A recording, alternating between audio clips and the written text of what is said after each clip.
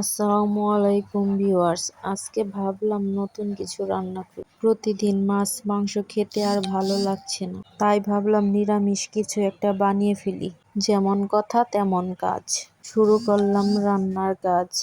প্রথমে কড়াইতে সরিষার তেল দিয়ে দিলাম, কাঁচামরিচ পেঁয়াজ ভাজার পর হলুদ লবণ মরিচের গুঁড়া হলুদের গুঁড়া দিয়ে কষিয়ে নিলাম। সাথে একটু আদা বাটা রসুন বাটা জিরা বাটা আলু পুঁই শাক দিয়ে তরকারিটা কষিয়ে নিলাম ভালো করে।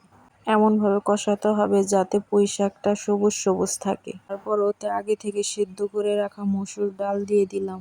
মসুর ডাল দিয়ে কতক্ষণ নেড়ে চেড়ে নামিয়ে কড়াইতে আবার তেল দিয়ে দিলাম। রসুন আর পেঁয়াজ ভেজে লাল লাল করে নেওয়ার পর ওই সবজিটা তেলের উপর ছেড়ে দিলাম। ছেড়ে দিয়ে একটু ফুটিয়ে কিছুক্ষণ নেড়ে চেড়ে নামিয়ে নিলেই রেডি আজকের সবজি। দেখুন কতটা সুন্দর লাগছে দেখতে। এই ঘন মসুরের ডাল দিয়ে এক প্লেট ভাত নিমিশেই খাওয়া যায়।